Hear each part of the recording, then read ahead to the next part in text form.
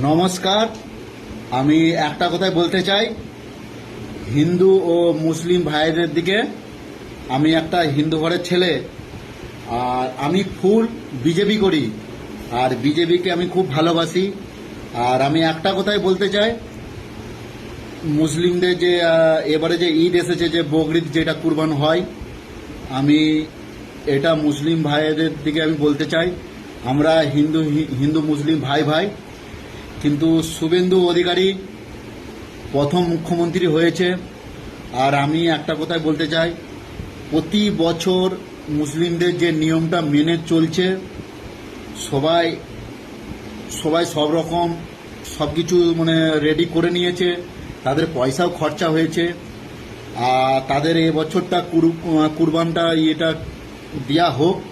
আমি চাই এ বছরটা তাদের ছাড় দেওয়া হোক, আমাদের কোনো অসুবিধা নেই। আমি হিন্দু ঘরের ছেলে বলতেছি, তারা গরুকে কুরবান করে, হত্যা করে, আমার কোনো অসুবিধা নেই, হিন্দু ঘরের ছেলেকে বলতেছি। কিন্তু এ বছরটা তারা খরচা করে কিনেছে। একটা হিন্দু ঘরের ছেলেরা হিন্দু ঘরের যদি গরু বিক্রি করার জন্য যদি তারা ব্যবসা করতে পারে, তারা গরু ব্যবসা করতেছে, বলছে আমরা গরু বিক্রি করার জন্য, আমাদের নামে খুব ক্ষতি হয়ে যাচ্ছে। আর মুসলিম ভাইরা গরু কিনলেই দোষ, এটা কিন্তু আমি হিন্দু হয়ে আমি মানছি না।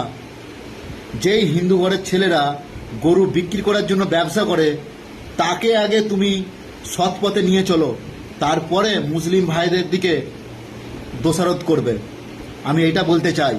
তোমরা হয়তো সবাই আমাকে গালি দিবে এই ভিডিওটা, কিন্তু আমার মতন হলে তোমরাও একবার ভেবে দেখো, যেখানে হিন্দু ঘরের ছেলেরা গরু চাষ করছে যাতে বিক্রি করে, গরুকে বিক্রি করে গোমাতাকে আমাদের সংসার চলবে, তাদের ভাবনা যদি এত দূর যায়, আর এত কাজ আমাদের ইন্ডিয়াতে রয়েছে, সে যদি ওই কথাটা যদি না যদি ভাবে যে গরু বিক্রি করে তাদের সংসার চলবে, আর মুসলিম ভাইরা ওই গরু কিনে কি করবে?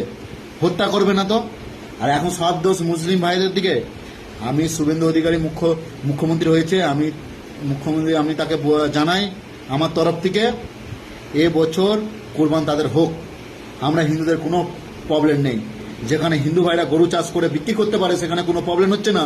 আর তারা হত্যা করলে আমাদের প্রবলেম। আমি চাই এ বছরটার জন্য শান্তিতে হয়ে যাক, আমরা সবাই মিলেমিশে থাকতে চাই, হিন্দু মুসলিম ভাই ভাই।